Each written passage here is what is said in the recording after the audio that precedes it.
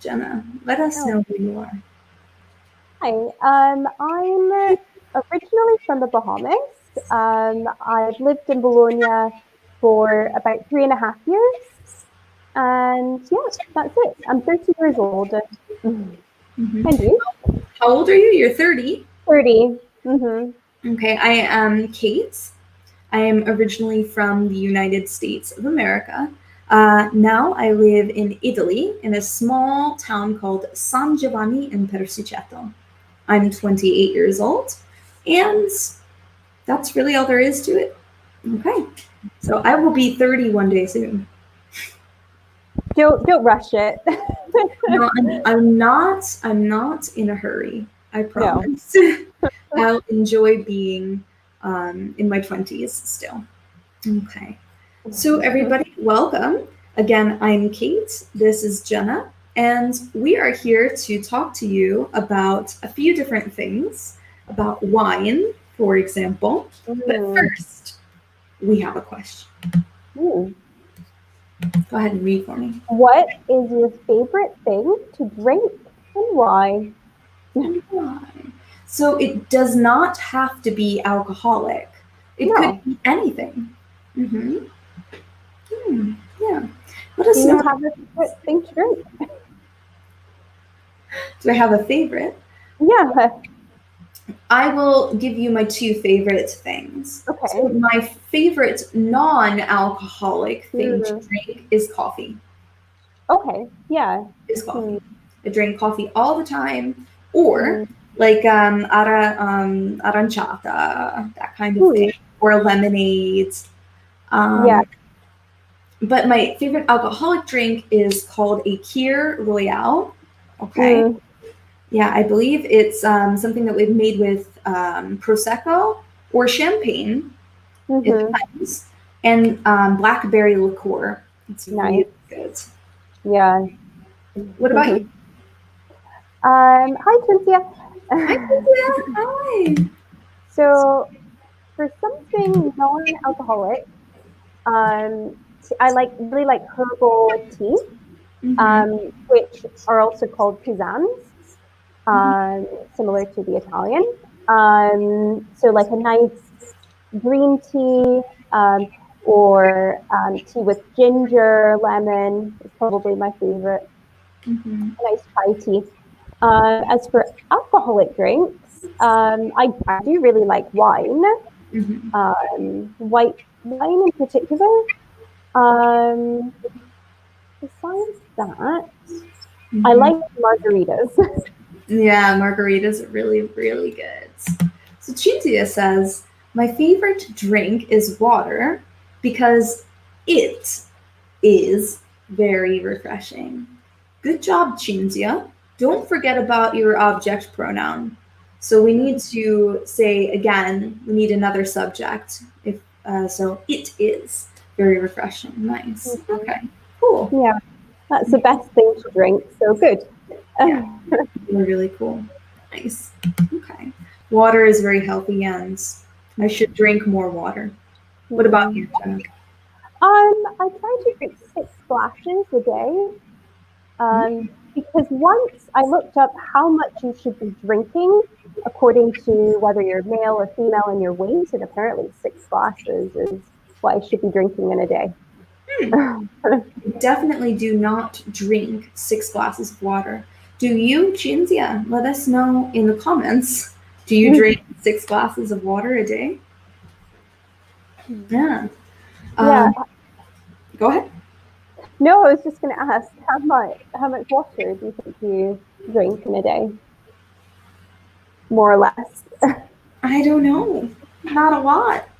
I drink more coffee than water. Drink water. Yeah. And Coca-Cola.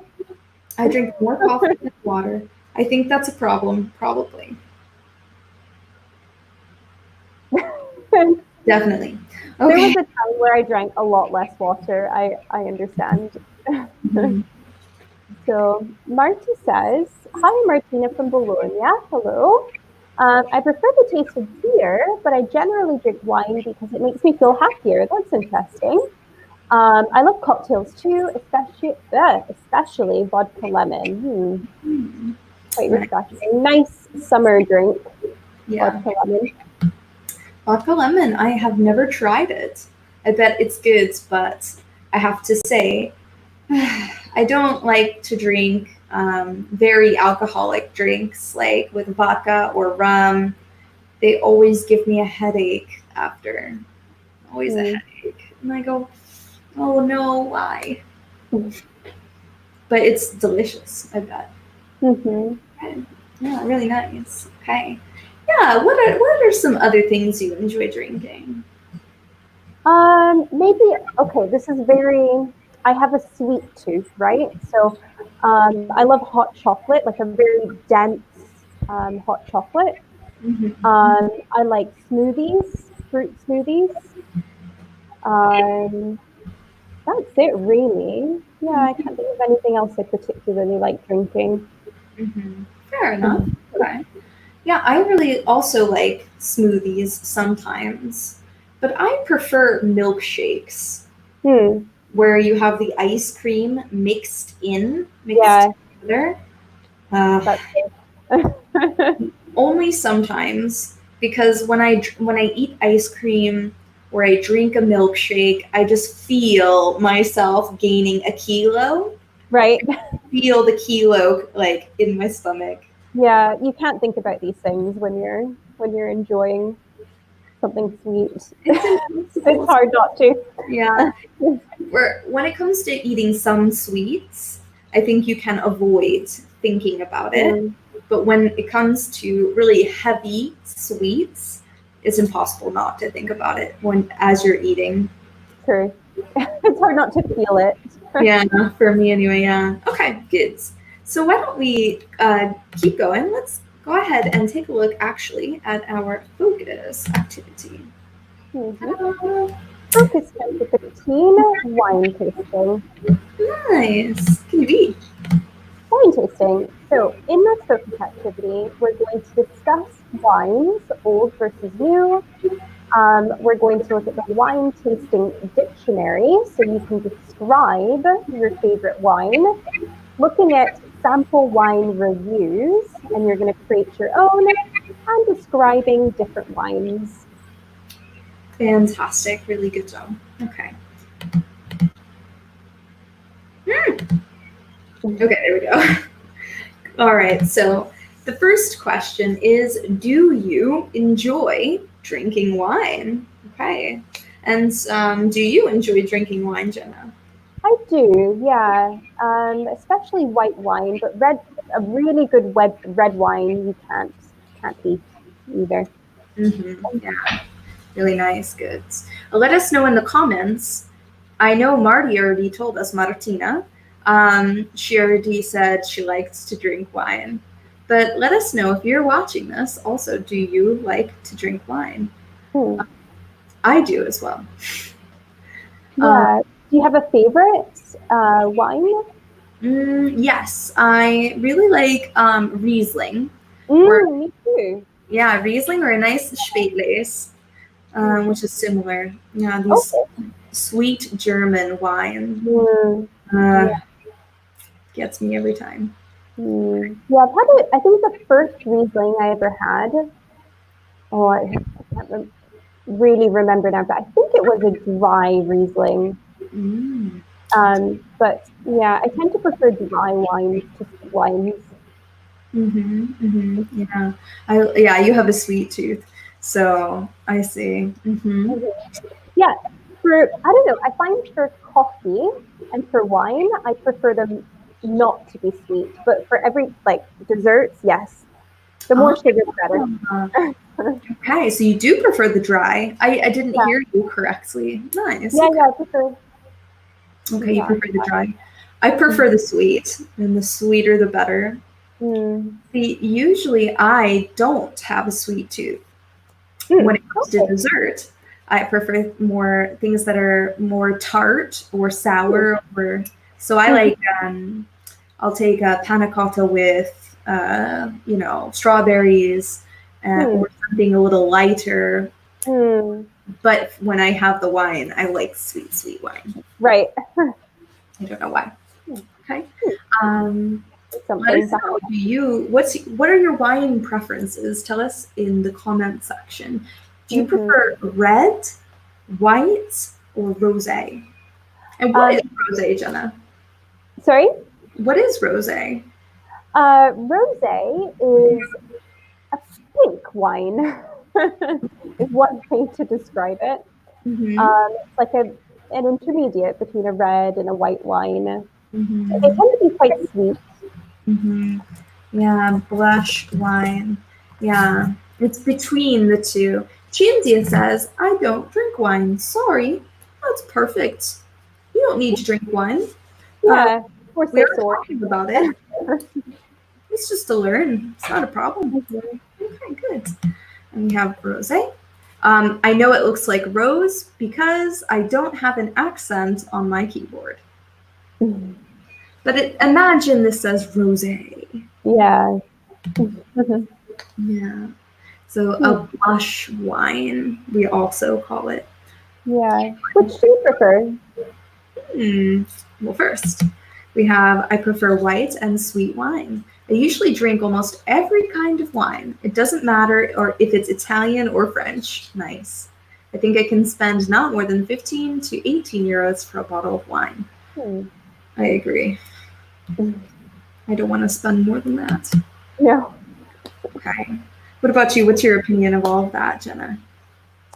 About the cost, or yeah. So, maybe I prefer more Italian wines now, but I'm also used to being surrounded by more Italian wines. And when it comes to how much I would spend on a bottle of wine, I generally don't spend more than 6 euros on a bottle of wine. But if it's a really good wine, yeah, why not spend 15 euros? Okay, I see what you're saying. Yeah, for me, I don't want to spend a lot, but I see what you mean. Okay, good. All right. Nice. So we have different opinions in this way. I agree with Martina. And by the way, this was perfect. The spelling, the punctuation, everything was perfect. Nice. So I agree with Martina about the cost and also about the kinds of wine. I'll drink any kind: German, Italian, French, even American wine from Napa Valley, as long as it's good. Yeah. Don't discriminate. Yeah, it's my only requirement, really. It tastes good. Okay. All right. These are just a few questions. So, can you read that, Jenna? Sure. Over thousands of years, Europeans have perfected the art of making wine and learned to match grape varieties and winemaking techniques to environmental conditions. Cultural traditions and local cuisines. Wines are still made to reflect the local culture and to maintain links with the past. Often, old world wine labels can prove more difficult to understand. Nowadays, many New World wine regions produce wines that replicate the timeless European wine styles.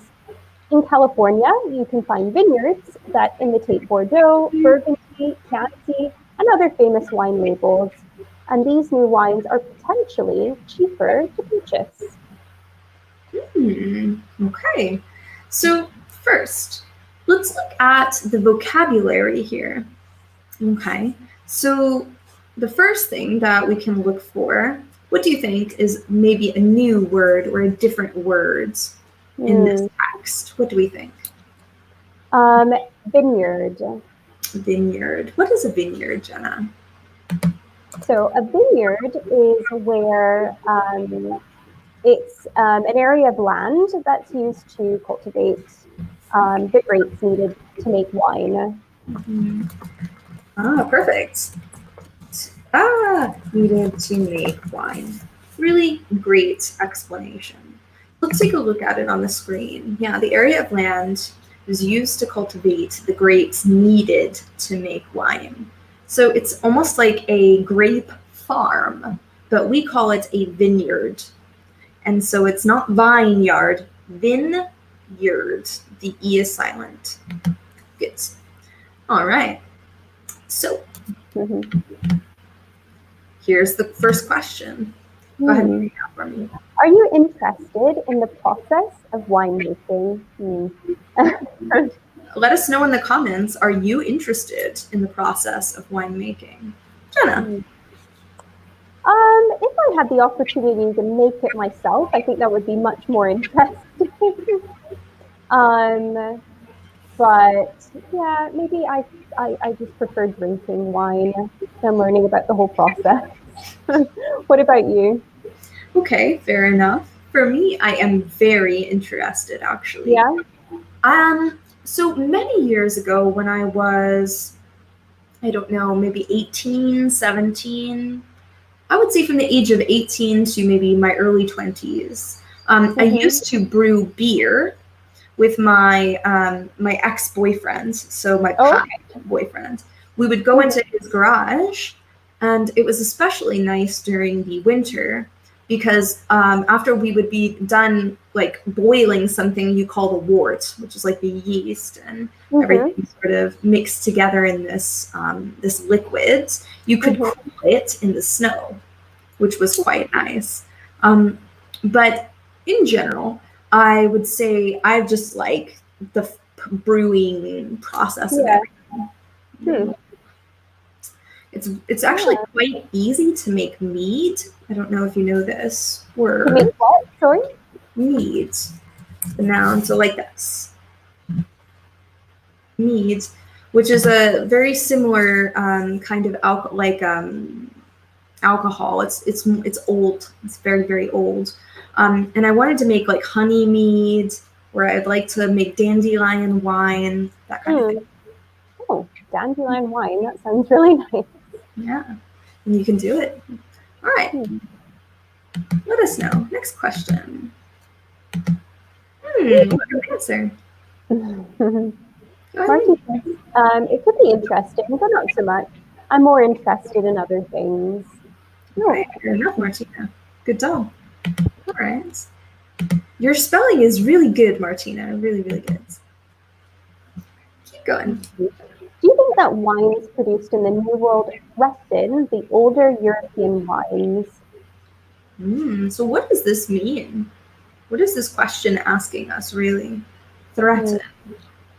Yeah, as in, do you think that this sort of new process of creating wines is going to, do we think that it's going to give money to those that maybe, thank you. You're welcome. And keep going. No, yeah, it's just meaning that, maybe perhaps they don't deserve it. That those that deserve it are those who are using the older techniques. So you think the question is, do new wines deserve to make as much money as the older wines? Or deserve as much recognition. Or as much recognition, good. And also, I think in addition, it's asking, do you think it could cause a problem for these more expensive and older wine business or wine creators like Chianti, Bordeaux? Do you think that they experience a loss of business because of the cheaper wine? What do you think? I think there will always be people more interested in the older European wines. I don't think it's something that they have to be too concerned about, but it would be interesting to do further research into this thing. Yeah, I think that it's an interesting thing. Yeah, I agree with you. Maybe we should do a bit more research into seeing what are the real differences as well between the imitations and the real thing. That could also influence our choice of what to think. Yeah. I personally think that from this information, this is the nature of business, right? And capitalism, trying to create a product of that is of a high value or comes in high demand at a lower cost. And so I think it does threaten older wines, but I don't know if if I think that's good or bad. I don't have an opinion. I just think that's sort of what's happening. Right. Okay. Yeah. But I think it is probably taking a bit of business away. Okay. All right. Oh, here we go. Marty says new realities could always be a threat for the older ones, but it could also be an opportunity to make improvements. This is a really good point. Mm-hmm. You're very optimistic, Martina, and you seem to want to create something positive from a difficult problem. I like it. It was good. Good job. Okay. Do you tend to buy cheaper wines developed more recently, or do you prefer the old world traditional wines?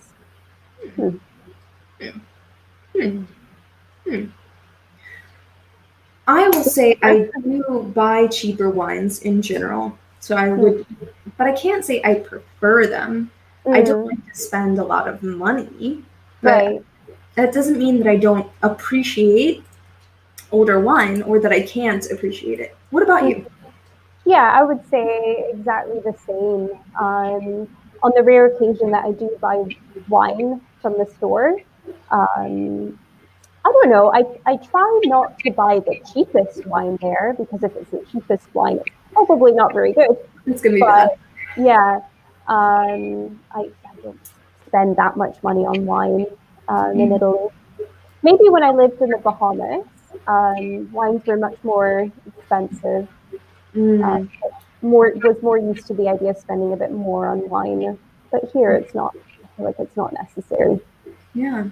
We are, in some ways, I think we are very fortunate to have the ability to have artisanal products for so cheap, because we're coming from a region where it's grown and it's made. So for us, it's not really a big deal. But maybe for the rest of the world, you have import taxes and you have all of these other things to consider, that maybe it's a specialty product, et cetera, et cetera. Exactly. Cool. All right. So let's take a look at wine inspiration. Go ahead and read that for me. Wine goes back through the ages. Take a look at what some great people have said about it. First quote. Oh, go ahead. I was going to say, wine is sunlight held together by water. And that was from Galileo. And that man knew a lot about the stars, so I don't know. Good wine, good welcome can make good people, is what Shakespeare said. Nice. Okay, fair enough. Wine improves with age. The older I get, the more I like it. Yeah, I agree with that one for sure. Okay. Wine is poetry in a bottle. Lipton Fadiman. Good, Fadiman. Martina says, to be honest, I usually buy cheaper wines because drinking is something. So you would say is something that I like to do in order to share moments with my friends. Good. Or something I like in order to share. Okay. Yeah. Okay. So for you, it's more about the community than necessarily about the wine itself. Okay, fair enough. So,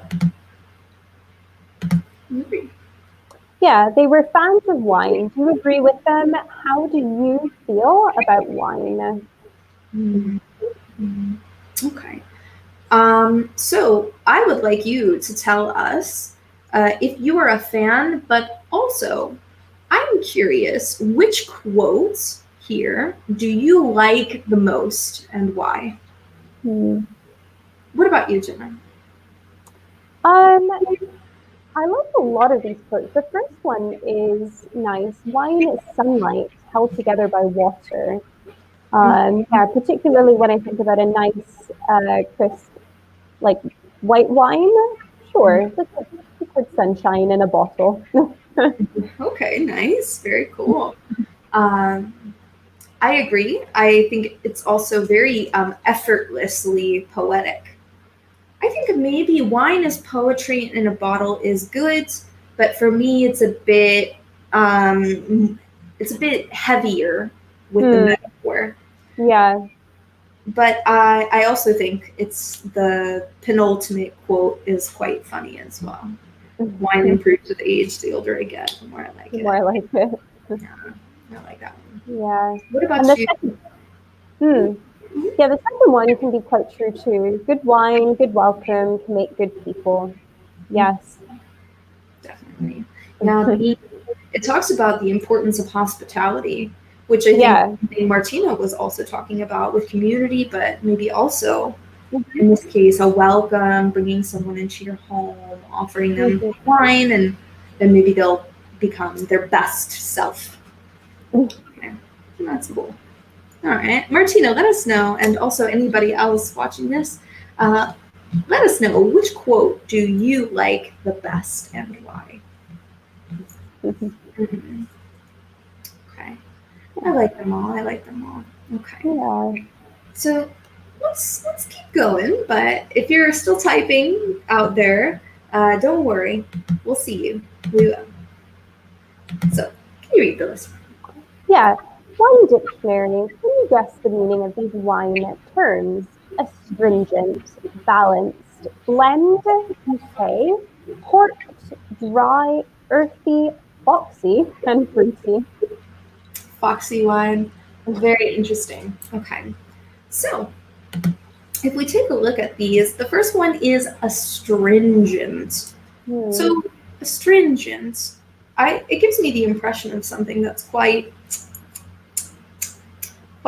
sharp in its Mhm. taste. So, what do you think? Let us know in the comments, or Jenna, let us know. What do you think of astringent? Yeah, it's maybe not something that most people would go for, an astringent taste. Okay, that's a bit sharp in taste. Yeah. But some people like it. Well, So some people like it. Yeah, you can choose any of these words and tell us what you think it means in the comment section. yeah. And we can also give examples of things. Like, I would Hmm. say, can we think of anything that's quite astringent as a wine or maybe a liqueur, even? Yeah, I'm maybe not the best person to ask for wine. Not Fair like enough. I've so many different kinds, but can you think of one? Maybe not with wine, but I can give you an alcoholic drink as an example.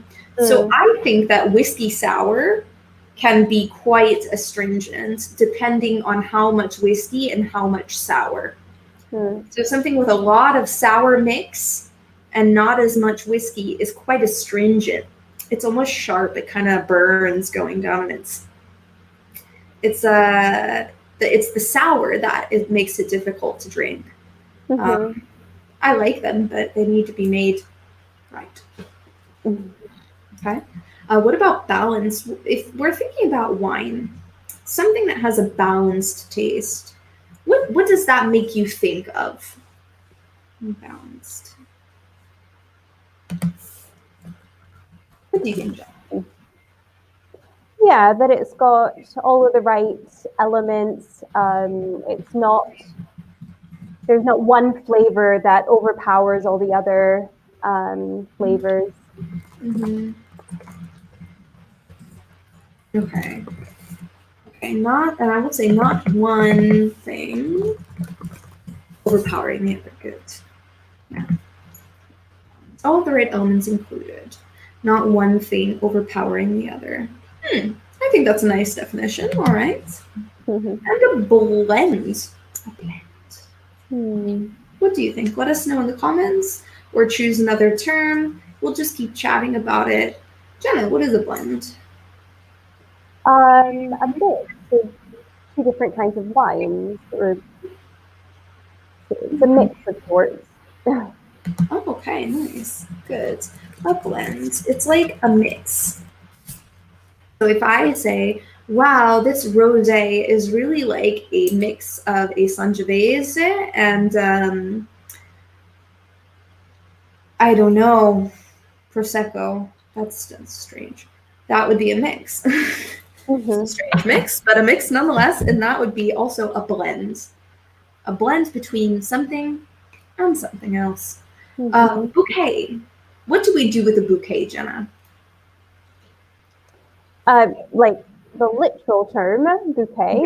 Mhm. No, the wine term, not Ooh, flowers. I'll let you describe this one. Sure. So what we do with the bouquet of wine is when the sommelier, who is the person who serves you the wine, they ask you to test the wine.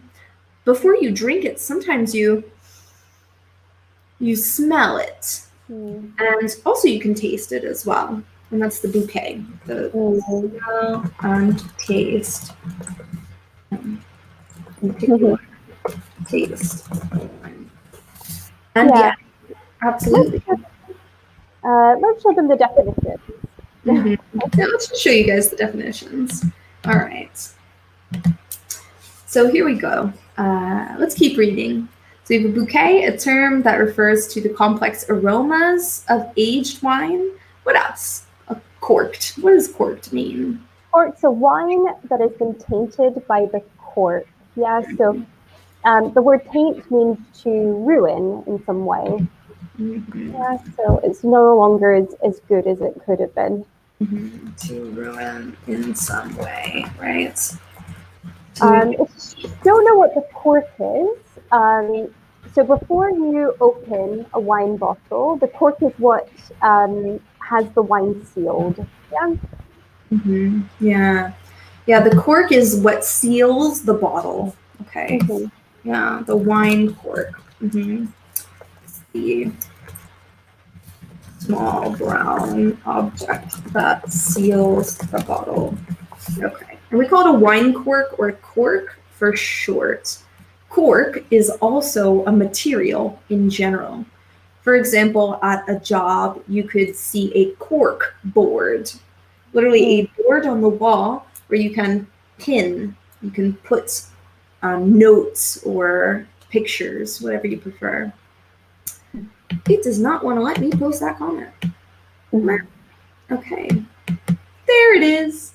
Okay, good. Now, what else? We have dry. Yeah, yeah, dry. So the opposite of sweet or fruity is dry. Mhm. As Kate was saying earlier, she really likes sweet wines, whereas I tend to prefer a dry wine.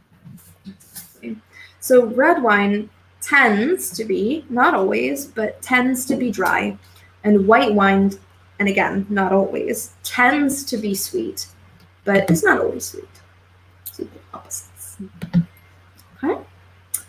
I'll read earthy. Earthy is a Mm-hmm. flavor or an odor that is reminiscent of damp soil.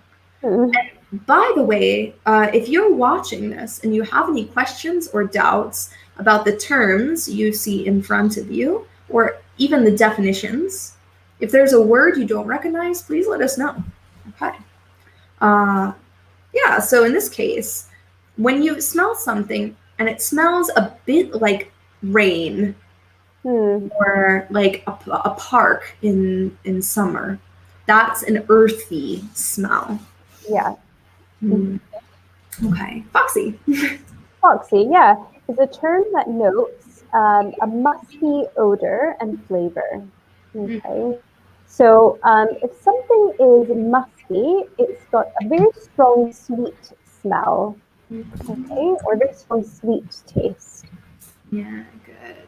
So I'll put that here as an adjective, musky. Very strong, sweet smell. Mm-hmm. Yeah. So if something has that strong, sweet smell, it's a foxy wine. Okay, and of course, Martina was absolutely correct when she said fruity reminds it reminds her flavors of fruit. Okay. Yes, Mhm. good. Ding. Okay. Some more definitions. Boom. Yep. So a full-bodied wine is a wine that's high in flavor and alcohol. Mhm. That goes without saying. Something that's full-bodied.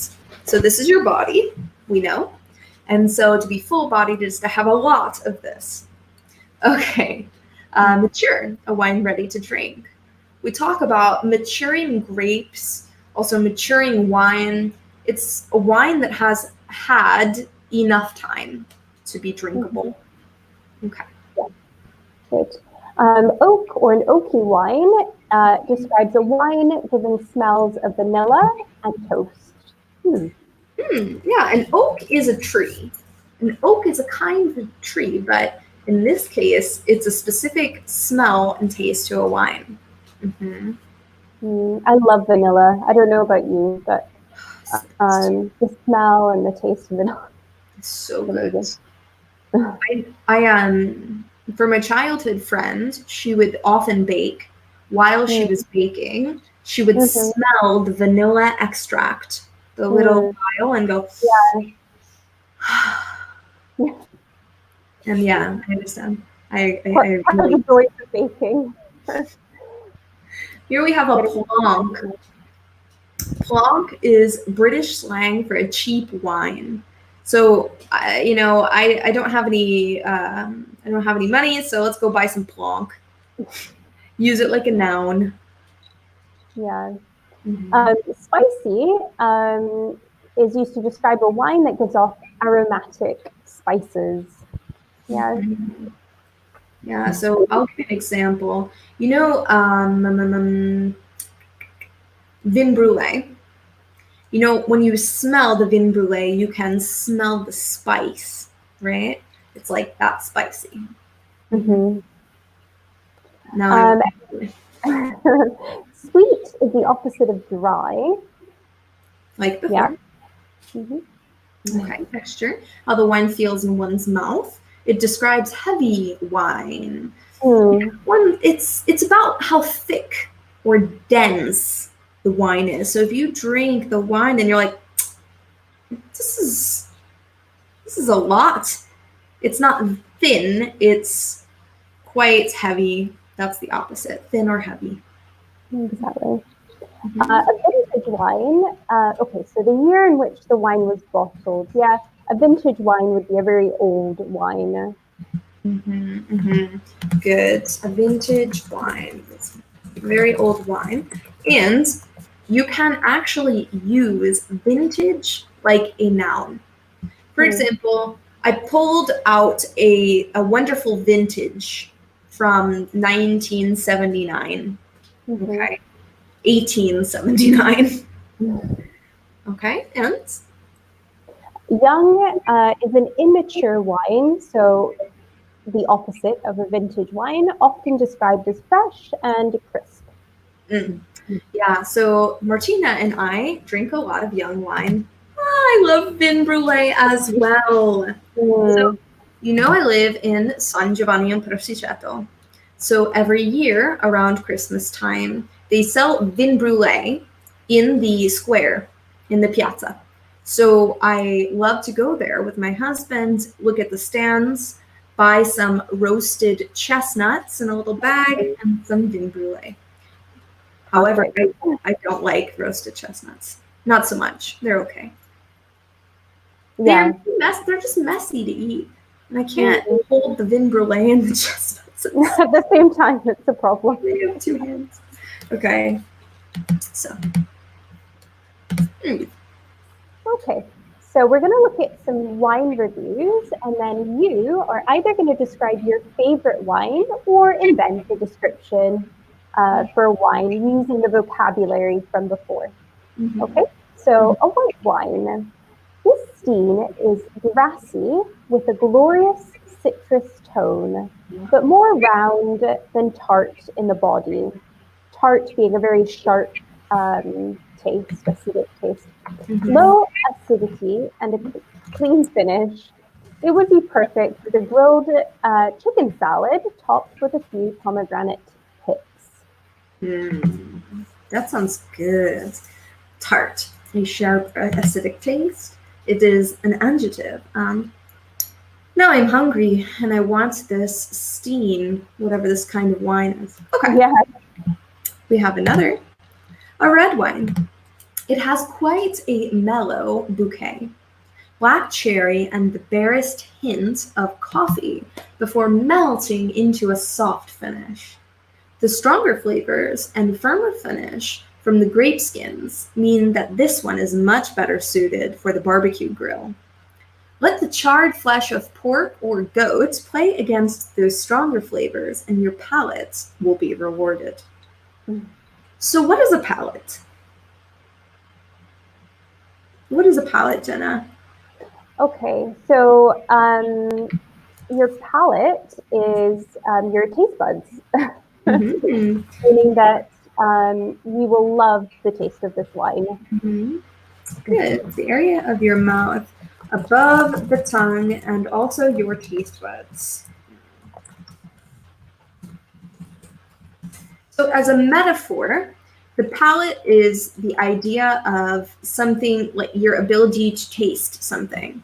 If I say I have a very refined palate, it means I'm very good at tasting the small differences between flavors. Mm-hmm. But the palate literally is the space in the roof of your mouth above your tongue as well. So these are both true. And very good. Out of curiosity, which wine would you prefer to drink? Ooh, I think the first one. I think Mm, the first one, yeah. Even though the one on the right sounds very sort of poetic and mhm, lovely, but I think I would prefer the white wine. I like the fact, okay, so it's described as being grassy, which is like earthy, right? mhm, Uh, Citrus, I like the idea of a citrusy taste. mhm, mhm. Um, yeah, what else? Clean finish, I like the idea of that as well. What about for you? Interesting. I would say the red wine for me in particular. I Mm-hmm, like the red wine in this moment of my life because I have been eating quite a lot of meat. Being mm-hmm, at home, it's easy to prepare. Also, I just am in the mood for a stronger wine. mm-hmm. It's nighttime and I'm at home. Something like that would probably be better suited, in my opinion, on the left, like for the summertime. Something where there's sunlight and maybe you're out with your friends. The Right. right, definitely. I want a good old steak Mm-hmm. and a nice red wine. That sounds good. Mm, yeah. Good. Okay. So why don't we have a look? Let's go back here now. So we had a look at these vocabulary terms earlier. We talked about them. So why don't you choose a wine that you really enjoy and write a description similar to the review we saw in the previous slides of that wine using some of these vocabulary terms. Mm-hmm. You can also take a look at the second here. I wish I could show you both at the same time. That'd be wonderful. I think this is useful. So Yeah. let's leave it here. And Jenna, would you like to go first to provide a bit of an example? Okay. So I'm trying to think of what my ideal wine would taste like. Mm, Um, my ideal wine is not a plonk. not a plonk. It is a, it is a vintage wine, um, full-bodied, with earthy tones. Um, it's a dry wine, and let's see. Um, it's very easy to note its texture. Okay, Yeah. nice. What is the texture, thin or is it heavy? Um, a thin texture. Okay, so nice and light, easy to drink. Hmm. And what about you? Your I'm the ideal? opposite, yeah. I would say I would really love something that's quite full-bodied and oaky, with that almost spicy, something where you can really smell it and taste it, and that the texture is quite heavy in fact. Probably something similar to the second description. And this is just how I'm feeling at the moment. We can also go back and take a look at the previous slides where maybe something, it's a bit foxy. So we can really smell it as soon as it comes near us. It is uncorked. But nothing astringent, so that it still has a somewhat mellow taste, which I would say is the opposite of astringent. Okay, nice. So in the comments, if you are interested, go ahead and let us know what you would describe your favorite wine as. We have mellow being the opposite of astringent. Okay, so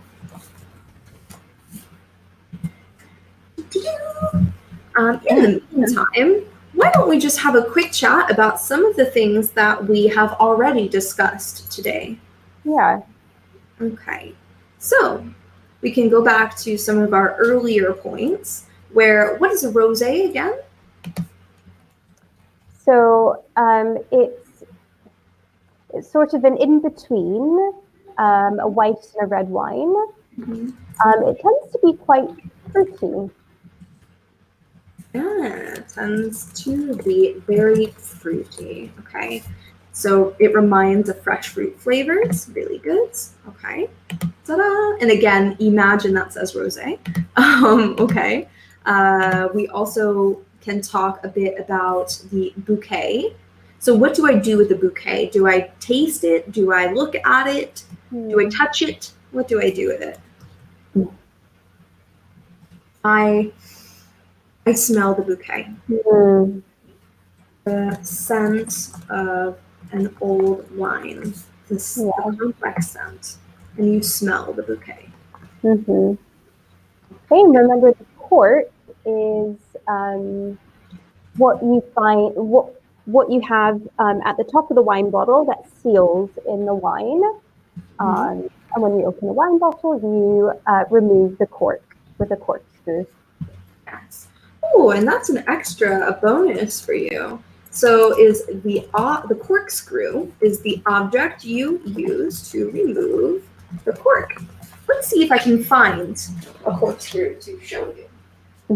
In my kitchen, after all.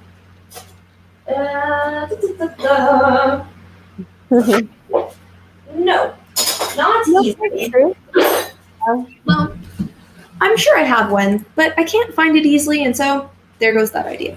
But yes, it's when you, and then you pull the cork out. That is the object you use. I love that sound. The sound of the corkscrew. The cork coming out. Very nice, yeah. Be sure also that the wine is not corked. So there is a danger as you unscrew it, that if for some reason the cork breaks, it begins to come apart and fall into the wine. That's when the wine becomes corked. Yeah. I don't want a corked wine. It's bleh. I don't often have that problem where I end up breaking the cork. Is there a technique? There is a technique. You have to embed the corkscrew very carefully, and you also have to make sure that it's deeply embedded all the way to the hilt before you remove it. Also, sometimes some corks are just quite brittle, so keep an eye on the bottles you're buying and the color of the cork. It will tell you a lot. The darker the cork, the more likely I think it could be to crumble. Right. Don't quote me, but that's my system for it. Yeah, that makes sense. Oh, Martina says, I'm thinking, but it's difficult, even in Italian. I know. So listen, we are almost finished. Before we go, remember that we have a Facebook page called MyES SOS English. Okay, it's a fantastic Facebook page where 24 hours a day we're open to your questions, your doubts, your comments, or concerns about the English language. Go ahead and write us anything, and we have teachers that are dedicated to answering your questions in a clear and concise way. So go ahead and follow us there, hit the like button, and Jenna and I will see you later. Bye. Bye. Have a good evening, everybody. Bye.